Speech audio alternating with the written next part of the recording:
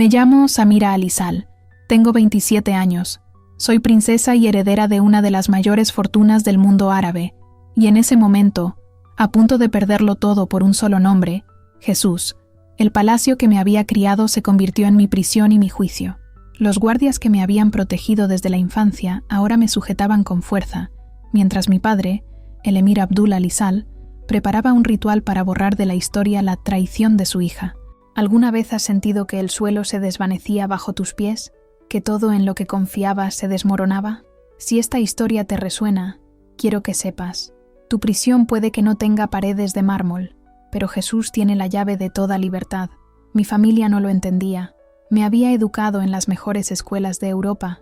Había recibido instrucción de los eruditos más renombrados de la religión islámica y estaba comprometida con el hijo de un ministro del petróleo. Para ellos, lo había abandonado todo al seguir a un Dios que consideraban extraño, pero en realidad no había perdido nada, lo había encontrado todo. Mi historia no comienza en ese momento, con un cuchillo apretándome la piel. Comenzó mucho antes, en los silenciosos pasillos de un palacio donde el lujo no podía llenar mi vacío interior. Fue un viaje en el que Dios me encontró, una princesa musulmana, en los lugares más inesperados del mundo árabe, demostrando que su amor trasciende fronteras, tradiciones e incluso amenazas de muerte. Lo que ocurrió esa noche cambió no solo mi vida, sino también la vida de muchos a mi alrededor, especialmente aquellos en los círculos de poder de mi país. Una luz sobrenatural comenzó a llenar la habitación, y una presencia invisible y poderosa obligó a mi padre y a los guardias a retirarse. El milagro que presenciamos en ese instante abrió una puerta que ningún decreto real podría cerrar. Era el 7 de abril de 2019 en Al-Haf, una región aislada pero influyente de Arabia Saudita, gobernada por mi familia durante generaciones. Nuestro palacio, un laberinto de mármol blanco y exuberantes jardines en medio del desierto, era considerado uno de los más seguros del mundo. Con más de 100 guardias armados, sistemas de seguridad avanzados y muros altos, todo estaba hecho para proteger y ocultar secretos. Mi padre, el emir Abdul Alizal, fue un importante asesor de la familia real saudí, a cargo de vastos territorios ricos en petróleo. Su palabra era ley en nuestro país, y resonaba en los círculos de poder de Riad. Mi madre, Leila Al-Fisal, provenía de un linaje poderoso, que unía alianzas que se extendían a lo largo de generaciones. Crecí rodeada de 4 hermanos, y como hija única, siempre fui el mayor tesoro de mi padre. Me llamaba cariñosamente, mi estrella del desierto esta. Posición privilegiada me abrió puertas que pocas mujeres de mi cultura podrían siquiera imaginar.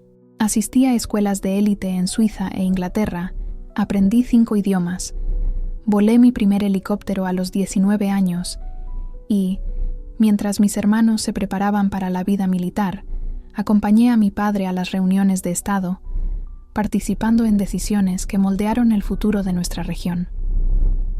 Por fuera, parecía tener todo lo que uno podría desear. Pero tras los velos de seda y las paredes de mármol, algo dentro de mí clamaba por respuestas. Había un vacío que ni el lujo, ni la educación, ni los privilegios podían llenar. Las recitaciones diarias del Corán no calmaban mis preguntas. ¿Por qué existo? ¿Qué le da realmente sentido a la vida? Quizás entiendas esta sensación, esa sensación de que, incluso rodeado de logros y personas, falta algo que nada ni nadie parece llenar. Mi encuentro con la verdad ocurrió de una forma completamente inesperada. Durante mis estudios en Oxford, conocí a Elena, una joven griega que con el tiempo se convirtió en mi compañera de piso. A diferencia de las amistades que solía tener en Europa, a ella no le impresionaban en absoluto mi apellido, mi fortuna ni mis títulos. En cambio, Elena irradiaba una paz y una alegría que nunca había visto en nadie. Era algo que me intrigaba porque parecía provenir de un lugar que desconocía. Una noche, tras recibir la noticia de que mi matrimonio concertado se había confirmado, con un hombre 30 años mayor que yo, regresé a mi habitación desolada. No pude contener las lágrimas. Elena entró, se sentó a mi lado, y en lugar de repetir las frases vacías y reconfortantes que estaba acostumbrada a oír, me tomó las manos y comenzó a orar en voz alta. Jesús, mi amigo y salvador, esta maravillosa mujer está sufriendo. Muéstrale que ves su dolor, que la conoces por su nombre y que tienes un plan más grande para su vida. Me quedé paralizada. En mi cultura, Hablarle a Dios de esta manera era inimaginable, casi una blasfemia, pero había algo en su forma de orar, como si le hablara a alguien verdaderamente presente, que tocó una parte de mi corazón que ni siquiera sabía que existía. Cuando terminó, le pregunté, casi en un susurro, ¿cómo puedes hablarle así, como si fuera una persona real escuchándote? Elena simplemente sonrió y dijo, porque Él es real, Samira. Jesús no es solo un profeta ni una historia antigua. Él está vivo. Él te conoce mejor que tú misma. Esa conversación se me quedó grabada. En nuestra tradición, Alá es grandioso, distante e intocable. La idea de un Dios que se acerca, que habla, que ama personalmente, me resultó revolucionaria. Esa noche, apenas pude dormir. Las palabras de Elena resonaron en mi interior, destrozando todo lo que creía saber sobre Dios. Durante los meses siguientes, comencé a asistir en secreto a un pequeño grupo de estudio bíblico que Elena organizaba en su iglesia local. Siempre disfrazado, con ropa occidental para no llamar la atención, absorbía cada palabra de la Biblia como quien encuentra agua en medio del desierto. El Jesús que conocía de los estudios islámicos era simplemente un profeta, pero el Jesús del que leía en las Escrituras era completamente diferente. Un Dios vivo y personal que llamaba a la gente por su nombre. Una noche, un verso se me quedó grabado en el alma. No temas, porque yo te he redimido. Te he llamado por tu nombre. Mío eres tú. Isaías 43:1. Repetí esas palabras tantas veces, sobre todo en las noches en que el miedo a ser descubierto me mantenía despierto. Esa promesa, tú es mío, comenzó a llenar el vacío que ningún poder, riqueza o tradición podía tocar. Al terminar mis estudios, regresé a Arabia Saudita con un pequeño secreto. Una Biblia escondida en un compartimento secreto de mi maleta. Sabía que tener ese libro podía costarme todo. Mi familia, mi libertad, quizás incluso la vida, pero algo dentro de mí era más fuerte que el miedo. Había experimentado una verdad que no podía abandonar. No podía regresar al vacío que había sido mi vida antes. Mi regreso al palacio estuvo marcado por grandes celebraciones. Durante mi ausencia, mi padre había concertado mi boda con Hassan Al-Thani, hijo del ministro del petróleo, un hombre 32 años mayor que yo. La boda iba a ser un evento solemne, con dignatarios internacionales y una cobertura mediática cuidadosamente planificada. «Estabas preparada para este momento, Samira», me dijo mi madre mientras supervisaba las pruebas de mi vestido de novia, que costaba más que el presupuesto anual de un pequeño hospital. Esta unión asegurará la fortaleza y el prestigio de nuestra familia para las generaciones venideras. Sonreí y asentí, haciendo de hija obediente, mientras mi corazón gritaba en silencio contra todo aquello. Por la noche, cuando la casa por fin se quedaba en silencio, sacaba mi Biblia de su escondite y me sumergía en las páginas sagradas. Mateo, Marcos, Lucas, Juan. Los evangelios eran mi refugio y a la vez mi tormento. Cada palabra que leía me alejaba aún más del camino que mi familia me había trazado. Un día, mientras paseaba por los jardines del palacio, oí una voz que tarareaba suavemente. Era Nadia, una de las jardineras, podando las rosas con una serenidad que me llamó la atención. La melodía me sonaba familiar, un himno que había oído en Inglaterra. Me acerqué lentamente y pregunté suavemente, «Esa canción, ¿dónde la aprendiste?» Nadia se congeló y dejó caer las tijeras al suelo. «Lo siento, Su Alteza. No volverá a ocurrir», respondió ella, visiblemente asustada. «No estoy enojada. Solo quiero entender. ¿Eres cristiana?» Insistí, bajando aún más la voz. No necesitaba decir más. Creo que mis ojos lo decían todo. Miró a su alrededor, asegurándose de que nadie la escuchaba, y luego susurró. «Mi padre era etíope, cristiano copto. Me enseñó estas canciones. Antes de que lo ejecutaran por no convertirse al casarse con mi madre. En ese momento, supe que no estaba solo. Si este testimonio te llega al corazón, compártelo. No estás solo en tu fe. Hay hermanos y hermanas en todo el mundo que enfrentan desafíos similares o incluso mayores». Esa tarde, Nadia y yo creamos un código secreto. Siempre que podíamos hablar sin peligro, ella dejaba una rosa blanca especial en un jarrón en mi balcón. Pronto descubrí que dentro de nuestro palacio había una pequeña comunidad clandestina de cristianos, trabajadores filipinos, una enfermera egipcia, 2 guardias jordanos y otros que lo arriesgaban todo a diario por su fe. Empezamos a reunirnos en secreto en el invernadero vacío durante las horas de oración, cuando los musulmanes devotos estaban ocupados con sus rituales. Allí, Rodeados de exóticas orquídeas y pequeñas palmeras, formamos una iglesia clandestina.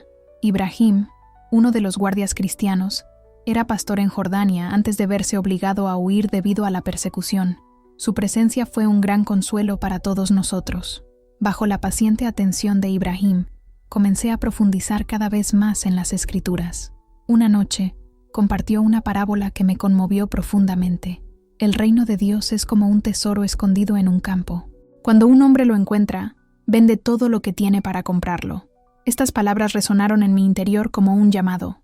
¿Estaba dispuesto a venderlo todo? ¿A renunciar a mi posición, mi seguridad, mi propia identidad, por el tesoro que había encontrado en Cristo? A medida que se acercaba la fecha de mi boda, la tensión no hacía más que aumentar.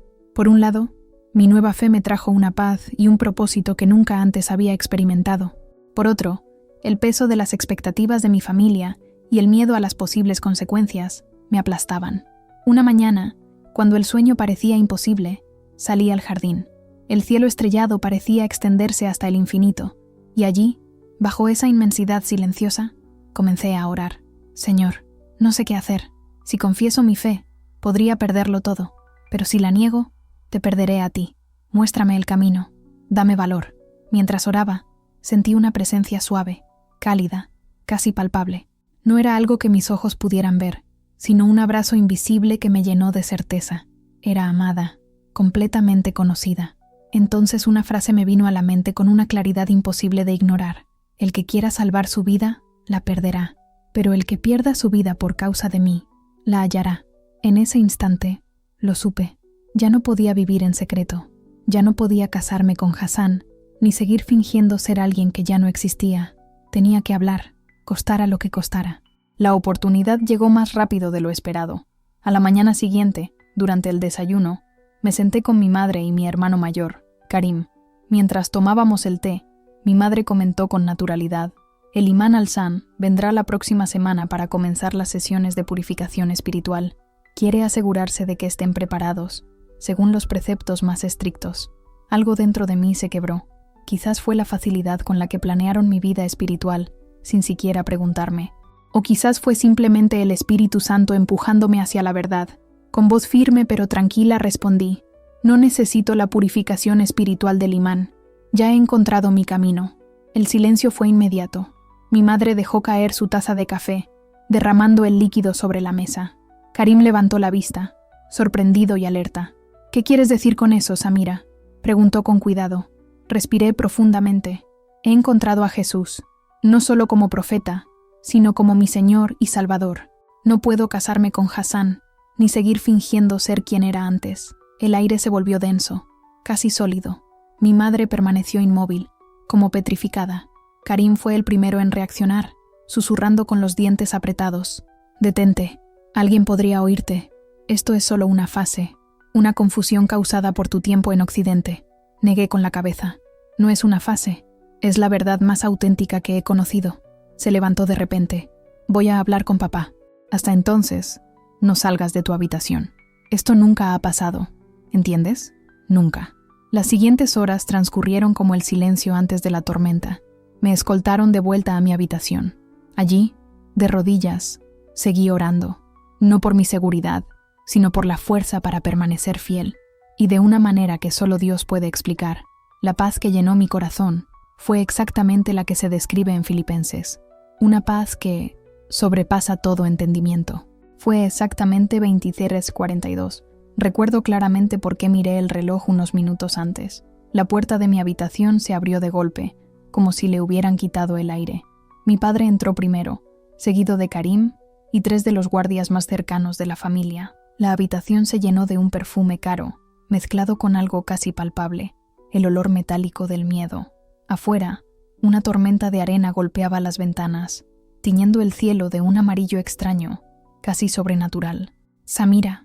La voz de mi padre sonaba controlada, pero debajo había una furia difícil de contener. Karim me contó algunos problemas que has estado teniendo. Me levanté lentamente, sorprendida por la calma que me invadió. No es confusión, padre. He encontrado la verdad en Jesucristo. Por un instante, su rostro pareció desmoronarse. En 27 años, nunca había visto semejante mezcla de emociones: incredulidad, ira, y algo parecido al dolor. ¿Tienes idea de lo que dices? ¿Entiendes lo que esto significa para nuestra familia, para nuestras leyes, para nuestro nombre? Quizás conozcas esta sensación, cuando tu fe te confronta con la pérdida de todo lo que amas. Si alguna vez has pasado por un momento así, recuerda que yo también estaré orando para que Dios te dé valor. Mi padre empezó a caminar en círculos, como un león enjaulado. Esta es una enfermedad occidental, una influencia extranjera. Podemos perdonarla. Ríndanse ya. Diremos que fue fiebre, delirio. Nadie tiene por qué enterarse. Respiré profundamente. Padre, no puedo renunciar a la verdad. Jesús dijo, yo soy el camino, la verdad y la vida. Nadie viene al Padre sino por mí. Al oír esas palabras, su ira estalló. Hizo una señal brusca y los guardias se acercaron. Uno de ellos, Phil, apartó la mirada, y solo más tarde supe que él también formaba parte de la pequeña comunidad cristiana secreta del palacio. «Llévala a la cámara de meditación», ordenó mi padre con voz firme. «Se quedará allí hasta que recupere la cordura». La llamada cámara de meditación en realidad era una sala de seguridad en el sótano del palacio. Estaba diseñada para emergencias, pero a veces se usaba para corregir a familiares que se rebelaban. Mientras me acompañaban por los pasillos, vi a algunos sirvientes observándome con expresiones de asombro y miedo. Entre ellos, reconocí a Nadia, la jardinera.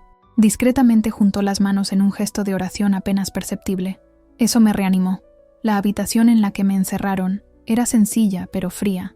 Una cama estrecha, un baño pequeño y paredes gruesas que amortiguaban cualquier sonido. No había ventanas y la luz nunca se apagaba. Una estrategia para desorientar a quien estuviera dentro. Pasé 3 días en ese pesado silencio. Recibía comida con regularidad, pero nadie me hablaba. Aprovechaba cada minuto para orar, repetir de memoria los versículos que había memorizado y renovar mi determinación. Lejos de quebrantarme el espíritu, ese aislamiento fortaleció mi fe. Al 4.º día, la puerta por fin se abrió, pero en lugar de un guardia, era mi madre quien estaba allí. Su rostro, normalmente impecable, estaba cubierto de ojeras y manchas de lágrimas. Se sentó a mi lado en la cama y preguntó con la voz quebrada, «¿Por qué, Samira? ¿Por qué nos haces esto?». La miré a los ojos, sintiendo el dolor detrás de la pregunta. «Mamá, no estoy haciendo nada contra tú. Solo sigo a aquel que me encontró. Esta es la decisión de mi vida. Encontré algo real, algo que finalmente le da sentido a todo». Eso fue lo que logré decir, sosteniendo las manos de mi madre entre las mías. Ella temblaba. «Tu padre está desolado», respondió con la voz quebrada. «El contrato matrimonial pende de un hilo. La familia de Hassan exige garantías de su pureza religiosa. Ya han empezado a circular rumores». Respiré profundamente. «Mamá, toda mi vida he sido quien todos querían que fuera, pero ahora he descubierto quién soy realmente». Ella retiró las manos como si mis palabras la quemaran. «Eres una alfizalesa, es tu identidad. Todo lo demás es traición. Cuando se fue, lo supe. Se había trazado el límite. No habría concesiones. Ya no había término medio». Esa noche, poco después, oí voces agitadas fuera de la puerta, pasos apresurados, un murmullo tenso en el pasillo. Me arrodillé en el centro de la habitación, pidiendo a Dios fuerzas para lo que me esperaba. La puerta se abrió de golpe. Mi padre entró primero, seguido de 3 guardias, mis 4 hermanos y el hombre que más temía ver allí, Sheikh Abdullah, el líder religioso de nuestra región. Su presencia poseía una autoridad casi asfixiante. Era conocido por su estricta interpretación de la ley islámica y por su inquebrantable firmeza. Mi padre anunció con la voz ronca, como si cada palabra pesara 1 tonelada. «Se ha convocado un consejo familiar. La apostasía de alguien en su posición no es solo un asunto privado. Afecta a toda la región, nuestras alianzas, nuestra estabilidad». Sheikh Abdullah dio un paso al frente. Su inmaculada túnica y su barba blanca brillaban bajo la intensa luz. «Hija de Abdul», dijo con un tono que mezclaba compasión y desaprobación, «he oído noticias inquietantes. ¿Es cierto que abandonaste la fe de tus antepasados para seguir la herejía cristiana?» Me levanté lentamente. Sabía que cada palabra podía sellar mi destino. He encontrado a Jesús como mi Señor y Salvador. No lo llamo herejía, lo llamo verdad. Un murmullo recorrió la habitación. Sheikh Abdullah cerró los ojos, como si mis palabras le causaran dolor físico. «La ley es clara», declaró. «La apostasía se castiga con la muerte. Sin embargo, dada su posición y la influencia occidental que lo ha confundido, tiene la oportunidad de retractarse. renuncie públicamente y reafirme su compromiso con el Islam. Lo miré a los ojos, luego a los de mi padre. Mi voz salió firme, casi sorprendiéndome. No puedo negar lo que sé que es verdad. Mi padre hizo un gesto, y mi hermano Tariq se adelantó con algo envuelto en seda oscura. Lo abrió lentamente, revelando un cuchillo ceremonial con incrustaciones de piedras preciosas, una reliquia familiar, utilizada en antiguos rituales de honor y justicia. Esta es la tradición, explicó mi padre con la voz entrecortada. La purificación la realiza el cabeza de familia para restaurar el honor y evitar la contaminación de otros. Agarró el cuchillo, le temblaban las manos. En toda mi vida nunca lo había visto así. El hombre que siempre había sido sinónimo de poder y control, ahora parecía dividido entre dos mundos, líder y padre. ¿Es esta tu última palabra, hija mía? Su voz era casi un susurro. Respiré profundamente, sintiendo el peso eterno de ese momento. Jesús dijo: a cualquiera que me confiese delante de los hombres, yo también le confesaré delante de mi Padre que está en los cielos. Padre, no puedo negarlo. Con un movimiento rápido, avanzó, presionando la fría hoja contra mi garganta. Podía sentir su respiración entrecortada, el calor de sus manos temblorosas. En sus ojos, vi el conflicto de un hombre dividido, el amor contra la tradición, el padre contra el emir. Hazlo ahora, Abdul, insistió Sheikh Abdullah. Cada momento de apostasía trae deshonra. Y entonces, algo pasó. La habitación estaba iluminada solo por unas pocas bombillas tenues cuando algo imposible comenzó a suceder. Primero, un suave resplandor llenó el aire, como si la atmósfera misma comenzara a brillar. Gradualmente, la luz se intensificó hasta envolver a todos los presentes, sin ninguna fuente visible. No era el reflejo de una lámpara, ni un efecto de la luz. Era como si el cielo mismo hubiera invadido el lugar. Mi padre sostenía el cuchillo ceremonial cuando de repente brilló al rojo vivo, quemándole la mano. Lo dejó caer con un grito de dolor. El sonido metálico de la hoja al golpear el suelo resonó por la habitación con una fuerza casi sobrenatural. ¿Qué brujería es esta?, gritó Sheikh Abdullah, retrocediendo unos pasos y con voz temblorosa. No es brujería, susurré sintiendo el corazón acelerado. Es la promesa que leí. No temas, porque yo estoy contigo. No desmayes, porque yo soy tu Dios. Te fortaleceré, te ayudaré, te sostendré con la diestra de mi justicia. La luz se condensó, formando siluetas indefinidas, pero cuya presencia era inconfundible. No eran proyecciones ni sombras. Había peso, realidad, majestuosidad. Ángeles, murmuré, reconociendo sin lugar a dudas lo que estábamos presenciando. Uno de los guardias cayó de rodillas y se le resbaló el arma de las manos. Mis hermanos retrocedieron hasta quedar pegados a la pared, asustados. Sheikh Abdullah empezó a recitar versos del Corán en voz alta, como para expulsar demonios. Fue entonces cuando todos escuchamos, no con nuestros oídos, sino en nuestras mentes, una voz clara, profunda, imposible de ignorar. No toquen a mi ungido. Esta hija es mía. La presencia duró quizás 3 o 4 minutos, aunque el tiempo pareció suspendido. Cuando la luz finalmente se disipó, permaneció un silencio pesado, denso, casi palpable. Era como si el aire aún llevara la huella de lo sucedido. Mi padre fue el primero en moverse. Su rostro estaba pálido, pero sus ojos reflejaban menos miedo y más desconcierto. «Llévenla al ala norte», ordenó finalmente. «Que nadie se acerque hasta que entendamos qué significa esto». Mientras me escoltaban, noté que los guardias mantenían una distancia respetuosa. Ya no me consideraban un prisionero, sino alguien envuelto en algo que no podían explicar, pero que temían instintivamente. Los siguientes días fueron extraños, como vivir entre dos mundos. Me trasladaron a una suite aislada en el ala norte del palacio, técnicamente una prisión, pero llena de los mismos lujos que mi antigua vida. No podía hablar con nadie, salvo con los sirvientes que atendían mis necesidades y los 2 guardias que se turnaban en la puerta. Uno de ellos, Fisisel, el mismo guardia cristiano que formaba parte de la pequeña iglesia secreta, encontró formas discretas de enviarme mensajes. Unas notas escondidas bajo la puerta me mantenían informado de lo que sucedía en el palacio. «Todo el complejo habla de la luz», escribió en uno de ellos. Algunos dicen que fue una alucinación colectiva, otros, un fenómeno natural, pero nosotros sabemos la verdad. Así fue como me enteré de que mi padre había prohibido hablar del incidente, bajo pena de expulsión inmediata. Sheikh Abdullah, el estricto líder religioso, Enfermó días después, acosado por fiebres y pesadillas. Mis hermanos se sumergieron en el trabajo y evitaron el tema como si nunca hubiera existido. Si alguna vez has experimentado la intervención sobrenatural de Dios, por pequeña o grande que sea, compártela. Testimonios como estos nos recuerdan que servimos a un Dios vivo, que aún obra milagros y no abandona a quienes confían en Él.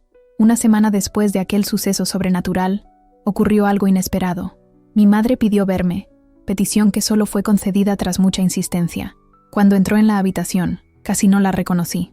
La elegante y siempre impecable Leila Al-Faal parecía haber envejecido en tan solo unos días. Sus ojos, antes firmes y calculadores, estaban rojos, hinchados y llenos de una vulnerabilidad que nunca antes había visto. «Vi algo», dijo sin rodeos, sentándose rígidamente en el borde de la cama. «Algo que no puedo explicar». «Lo sé, mamá», respondí con cautela. «Todos vimos esa noche». «No, Samira, no lo entiendes». Le temblaba la voz, como si luchara por contener una verdad que la asustaba. «Desde ese día he visto cosas, sueños, visiones, un hombre vestido de blanco, llamándome». Mi corazón se aceleró. «¿Y qué te dice?». Respiró hondo, y las lágrimas finalmente corrieron por su rostro. «Me llama Lila. Dice que mis oraciones por ti han sido escuchadas, aunque nunca las dije en voz alta». ¿Cómo iba a saberlo? Le sujeté las manos con cuidado. Por primera vez, no se apartó. «Mamá, soy Jesús. Él conoce los secretos más profundos de nuestro corazón, incluso aquellos que nunca nos atrevemos a decir en voz alta». Fue allí, en esa conversación, que algo empezó a cambiar. Después de ese día, mi madre empezó a visitarme con frecuencia. Siempre ponía excusas formales para justificar su presencia, pero yo sabía que venía a escuchar más. En cada reunión, me hacía preguntas sobre la fe cristiana, preguntas llenas de sed y curiosidad. Hablé del amor de Dios, de la diferencia entre una religión basada en reglas y una relación viva con Jesús. «Pasé 70 años de mi vida cargando con el peso del deber», confesó una noche con la voz quebrada. «Nunca he conocido la libertad que describes». Mientras tanto, Fisicel, el guardia cristiano que dejaba notas secretas, seguía informándome de lo que sucedía en el palacio. La noticia era asombrosa. 3 sirvientes me habían confesado su deseo de saber más sobre Jesús. Incluso vi a mi hermano menor, Jamal, leyendo páginas que parecían arrancadas de una Biblia. Lo que ocurrió en aquella habitación tan iluminada no solo me conmovió, sino que empezó a abrir pequeñas grietas en los corazones de muchos a nuestro alrededor, permitiendo que la luz de Dios penetrara los muros de la tradición. Mi padre, sin embargo, se mantuvo firme. Según Fisicel, pasó horas en reuniones con líderes religiosos y políticos, buscando una solución que preservara el honor familiar. La ejecución, antes considerada inevitable, había sido descartada. Nadie se atrevió a cuestionar lo que habían presenciado esa noche, ni siquiera los más escépticos. Pero las alternativas que discutieron eran igualmente aterradoras: exilio permanente, internamiento en un centro de reeducación o matrimonio forzado en algún lugar remoto. Fue entonces, 2 semanas después de la manifestación angelical, que una visita inesperada lo cambió todo. En plena noche, Jamal entró sigilosamente en mi habitación. Consiguió sobornar a los guardias para tener unos minutos a solas conmigo. A sus 23 años, siempre había sido el más sensible e inquisitivo de mis hermanos, el que nunca encajó del todo con las expectativas de la familia. «Samira», susurró con urgencia, «tienes que salir de aquí. He escuchado las conversaciones del consejo. Mi padre está bajo una enorme presión. Los líderes de Riad exigen una decisión que reafirme la supremacía del Islam. No se rendirán hasta que haya una resolución». Negué con la cabeza, con una mezcla de miedo e incredulidad. «Jamal, no puedo escaparme. ¿A dónde iría?». Se acercó y puso sus manos sobre mis hombros, sus ojos llenos de determinación. «Ya he actuado. Hay gente dispuesta a ayudarte, pero debemos actuar ahora, antes de que sea demasiado tarde». La voz de Jamal temblaba con urgencia, pero sus ojos estaban llenos de determinación. «Tengo un contacto en la embajada británica. Su pasaporte aún es válido. Hay gente dispuesta a ayudar, cristianos como usted. Existe toda una red dedicada a proteger a los conversos que enfrentan persecución. Pueden sacarlo del país y llevarlo a Europa, con una nueva identidad y un lugar seguro para empezar de cero». Mi corazón se aceleró. «Pero, ¿por qué haces esto? A ojos de mi padre, esto es traición». Apartó la mirada, como si le costara encontrar las palabras adecuadas. «Estuve allí esa noche, Samira. Vi la luz, lo vi todo. No puedo explicarlo, pero tampoco puedo negar lo que pasó. Además, sigue siendo mi hermana. No puedo quedarme de brazos cruzados mientras amenazan tu vida. Creas lo que creas. Esas palabras me conmovieron profundamente. Incluso en medio de la confusión, Dios estaba suscitando aliados inesperados, prueba viviente de que siempre prepara un camino, incluso cuando parece no haber salida. El plan que describió Jamal era audaz y arriesgado. En 2 días, durante un cambio de guardia específico, él y Fisicel me guiarían por un pasadizo casi olvidado que conducía a los jardines exteriores del palacio. Un coche vinculado a la embajada británica me esperaría afuera, camuflado como transporte a un supuesto evento cultural. Desde allí, me llevarían a un lugar seguro, me trasladarían a otro vehículo y me llevarían al aeropuerto internacional. Con la documentación ya preparada, tomaría un vuelo comercial a Londres. «Es peligroso», admitió Jamal, mirándome fijamente a los ojos. «Si algo sale mal, todos pagaremos un alto precio. Pero no puedo dejarte aquí. Nunca podría pedirte que corrieras semejante riesgo», respondí sintiendo un nudo en la garganta. «No me preguntas», replicó. «Yo elijo. Quizás este sea mi propio camino para encontrar la verdad». Las siguientes 48 horas fueron una mezcla sofocante de anticipación y silencio forzado. No podía dar muestras de estar preparado. Llevaría solo lo esencial: mis documentos, un relicario con una pequeña foto familiar y la Biblia en miniatura que había escondido desde mi regreso de Inglaterra, ahora más preciada que cualquier joya o título que hubiera dejado atrás. Finalmente, llegó la noche señalada. Una tormenta inesperada comenzó a azotar la región, cubriendo el palacio de viento y lluvia, una protección providencial que parecía cuidadosamente planeada por Dios. Exactamente a las 11:40 p.m., la puerta de mi habitación se abrió sin hacer ruido. Era Fisicel, el guardia cristiano. «Date prisa», susurró. «Solo tenemos 7 minutos antes del siguiente control de seguridad». Lo seguí por los pasillos casi oscuros, con el corazón latiéndome con fuerza. Bajamos por una escalera de servicio poco utilizada, donde el olor a piedra húmeda se mezclaba con la tormenta del exterior.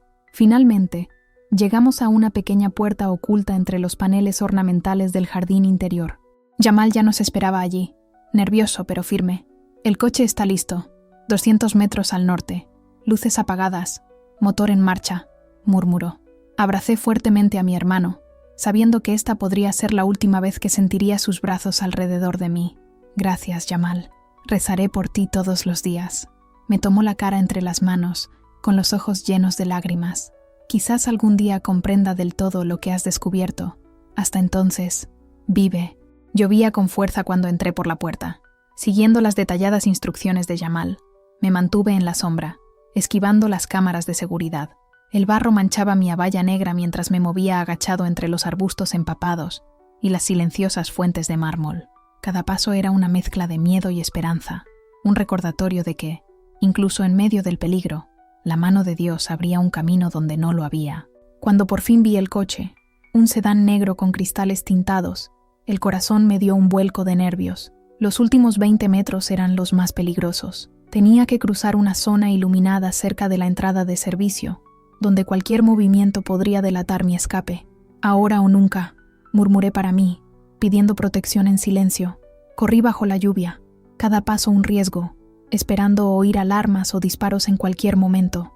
Pero el único sonido que resonaba era el repiqueteo de la lluvia y luego el suave clic de la puerta del coche al abrirse para darme la bienvenida. «Bienvenida a su nueva vida, señorita Samira», dijo el conductor, un hombre con acento británico, con el rostro oculto por la oscuridad. «Por favor, quédese agachada». Mientras el coche se alejaba silenciosamente del único hogar que había conocido, una mezcla de emociones me invadió. Miedo, dolor, pero también una libertad abrumadora. No solo dejaba atrás posesiones materiales, sino también mi identidad, mi cultura, mi familia. El precio del discipulado nunca había sido tan claro ni tan alto. Lo que siguió parecía sacado de una película de espías, un intercambio de vehículo en una gasolinera vacía, documentos nuevos en mano, ropa occidental para reemplazar mi abaya, e instrucciones rápidas pero precisas sobre mi nueva identidad temporal. Ahora era Sarah Johnson, una estudiante británica de ascendencia egipcia que regresaba a Londres después de visitar a su familia. Cuando el avión finalmente despegó 3 horas después, dejando atrás las luces de mi ciudad natal, Las lágrimas comenzaron a fluir libremente. Eran lágrimas de pérdida, sí, pero también de profunda gratitud hacia Dios, quien orquestó cada detalle de mi liberación. «Te seguiré a donde sea que me lleves», susurré, mientras las nubes cubrían el avión, separándome física y simbólicamente de mi pasado. Mi llegada a Londres marcó el inicio de un intenso periodo de transición.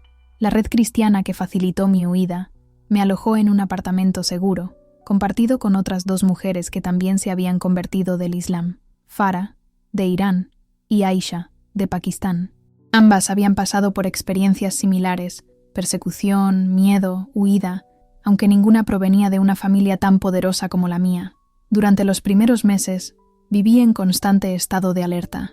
Cada sirena lejana, cada llamada a la puerta, cada llamada inesperada me hacía temer que agentes enviados por mi padre me persiguieran. Mi círculo de apoyo me aseguró que no era paranoia, sino una peligrosa realidad. Familias poderosas habían rastreado a los apóstatas, incluso hasta suelo occidental. «Tu seguridad espiritual está en manos de Dios», dijo el pastor Michael, coordinador británico de la red de rescate, «pero tu seguridad física depende de la sabiduría humana». Así que mi identidad oficial cambió. Samira Alisal dejó de existir. Ahora, yo era Sarah Lawrence, una refugiada con estatus de protección. Aprendí a vivir con mucho menos de lo acostumbrado. Usar el transporte público en lugar de conductores privados. Cocinar mis propias comidas en lugar de contratar a un equipo de chefs. Cada pequeño cambio me recordaba el precio que estaba pagando, pero también el privilegio de estar vivo y libre para vivir la fe que elegí. Estos ajustes prácticos fueron difíciles, pero nada comparado con el desafío emocional. Las noches eran las más brutales, cuando los sueños me llevaban de vuelta a mi familia y a mi hogar. Mis pensamientos se enredaban con preocupaciones sobre mi madre, Jamal e incluso mi padre. ¿Qué les había pasado después de mi escape? ¿Habían enfrentado sospechas, represalias o algo peor?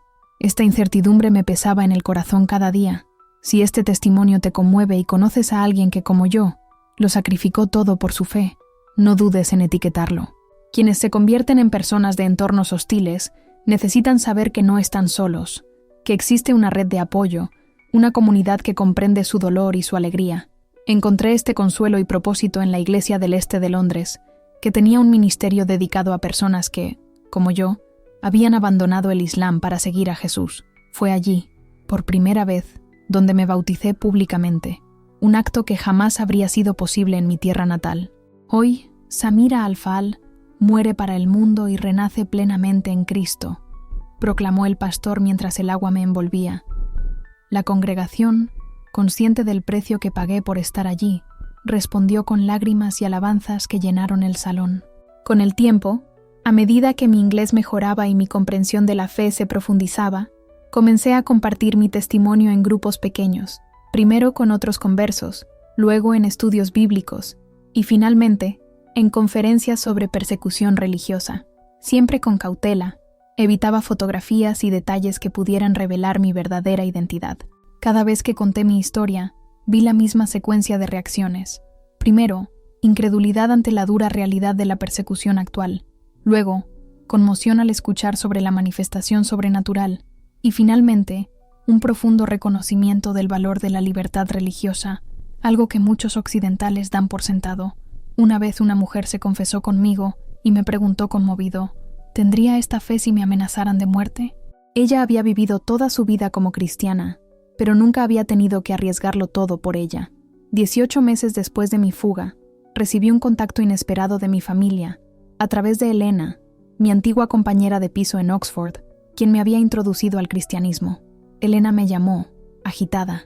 «Una mujer vino a verme a la universidad», dijo. «Dice ser tu madre, tiene fotos tuyas, sabe cosas que solo alguien muy cercano a ti sabría». Me dio un vuelco el corazón. «¿Qué quiere decir?», pregunté. «Dice que viene sola, sin que su padre ni las autoridades lo sepan. Sara, creo que está desesperada por encontrarte». Después de mucha oración y de consultar a la red de seguridad, acordamos encontrarnos en un lugar neutral, un café público en Ginebra, Suiza, con miembros del equipo discretamente cerca para garantizar nuestra seguridad. Volver a ver a mi madre después de casi 2 años fue surrealista. Parecía mayor, con el rostro surcado por preocupaciones inéditas. Vestía ropa occidental conservadora en lugar de la abaya de diseñador que siempre usaba. Un intento visible y conmovedor de integrarse. Nuestro abrazo fue emotivo, tenso, pero lleno de un amor que ni el tiempo ni la distancia pudieron borrar. Sentados uno frente al otro, sus ojos se llenaron de lágrimas. «Te he estado buscando durante tanto tiempo», dijo, en árabe, casi susurrando. «Nadie sabe dónde estoy. Tu padre cree que estoy en un balneario en Francia», habló en voz baja, como si el mero hecho de decir la verdad pudiera ser peligroso. «¿Cómo me encontraste?», pregunté sorprendido. Respiró hondo y dijo, «Contraté investigadores, seguí cada pista, cada rumor, hasta que recordé a ese amigo tuyo de la universidad, el griego». Pareció dudar, pero luego añadió, «Pero eso ya no importa. Solo necesitaba verte, asegurarme de que estás bien». Sonreí, intentando transmitir la paz que sentía. «Estoy más que a salvo, mamá. Estoy en paz». Sus ojos escudriñaron mi rostro en busca de sinceridad, como quien intenta calcular el precio de una decisión. «¿Valió la pena perder todo eso por tu fe?», preguntó con voz temblorosa. «No he perdido lo que realmente importa», respondí, «y he ganado algo que nadie me puede quitar». Nuestra conversación se prolongó durante horas. Hablamos de lo que ocurrió después de mi escape, la ira de mi padre, las incesantes investigaciones, las historias inventadas sobre mi secuestro por agentes extranjeros. Ella reveló que después de esa noche de luz, mi padre, Abdullah, cambió, renunció al poder, se sumergió en una vida de silencio y aislamiento, negándose a hablar de lo sucedido. Pero el momento más inesperado llegó al final de la reunión. Con manos temblorosas, mi madre sacó un pequeño libro encuadernado en cuero de su bolso. «Jamal me dio esto», dijo, entregándomelo. Me pidió que lo leyera. Era un Nuevo Testamento en árabe, admitió con voz entrecortada. «No lo entiendo todo, pero ese hombre, Jesús, habla de una manera que nunca antes había oído, y sigue apareciendo en mis sueños, llamándome. En aquel sencillo café de Ginebra, tuve el honor de guiar a mi madre en la oración, invitándola a recibir a Cristo. El círculo se cerraba de una manera que jamás imaginé. Queridos hermanos y hermanas, mi historia no se trata solo de persecución o huida. Es un testimonio vivo de que Dios va en busca de quienes parecen inalcanzables. Yo, una princesa en un régimen rígido y cerrado, representaba precisamente ese tipo de persona, alguien a quien la tradición y la cultura declaraban fuera del alcance del Evangelio. Pero Dios usó a una compañera de cuarto cristiana, una jardinera de Etiopía, una guardia de Jordania, para llevar su luz donde los misioneros jamás podrían llegar. Piensa, ¿hay alguien en tu vida a quien Cristo parece inalcanzable? Recuerda, nadie está fuera del alcance del amor de Dios.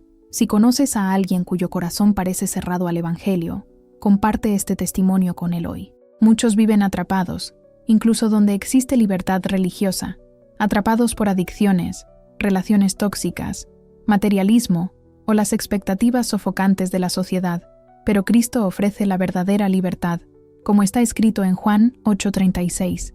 Así que si el Hijo os libertare, seréis verdaderamente libres. La intervención sobrenatural ocurre en nuestros momentos más oscuros. Cuando el cuchillo me tocó la garganta y la muerte parecía segura, Dios hizo sentir su presencia inequívocamente. Puede que nunca veas ángeles con tus ojos físicos, pero en el momento en que sientas que ya no tienes fuerzas, te darás cuenta de que aquel que vive dentro de ti es más grande que cualquier cosa en el mundo. Quienes hoy parecen enemigos de la fe, mañana podrían convertirse en sus mayores defensores. Fisel, el guardia que debía vigilar cada paso, terminó convirtiéndose en el instrumento de mi libertad. Mi hermano Jamal, quien al principio desesperó de mi conversión, fue quien lo arriesgó todo para ayudarme a escapar, y en este camino comenzó a buscar a Dios por sí mismo.